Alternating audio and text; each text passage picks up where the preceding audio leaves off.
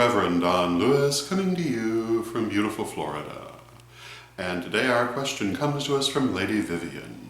And Lady Vivian has this question. It has to do with working with stones, and Lady Vivian asks if there are any stones which are harmful to use, or which should not be overly worked with. And my answer to this is yes, there are stones that can be harmful to work with or should not be overly worked with, but they're not particular stones, they're any stone in the right circumstances. And every stone that you might work with metaphysically has its own qualities and properties that ideally you're using to help you in manifesting what it is you desire, the directions you want to go in, skills you want to learn, etc. Obviously, if you're using a stone which is pulling in a different direction from what you're trying to do, it would be harmful, at least in the sense of not helping you to do what you're trying to do. So, for example, if you are feeling very emotionally vulnerable, a stone which has properties of opening the emotions is not necessarily what you want at that moment. It's not that the stone is bad, but the effect it might have on you at that moment could be, because it's taking you in the direction you don't want to go in. Similarly, if you're feeling overly grounded, we had a question about this in a recent vlog.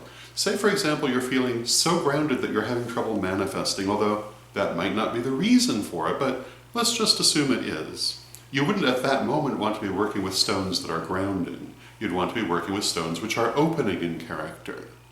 And so on through all the different kinds of qualities of stones. You want to work with stones which will help you in what you're doing, and not which will cause you to manifest those things you're trying to get away from. So if you're trying to overcome something, obviously that's not the moment to work with those stones which promote that quality.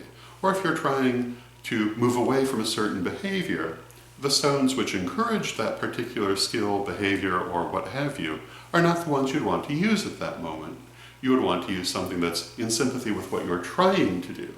And so the answer is that although I don't think there's any stone that is inherently harmful to use in itself, there are times when any stone can be if it's not what you need to be using. So be thoughtful of the stones that you use if you work with them, and use the ones that you need for what you're trying to do at that moment.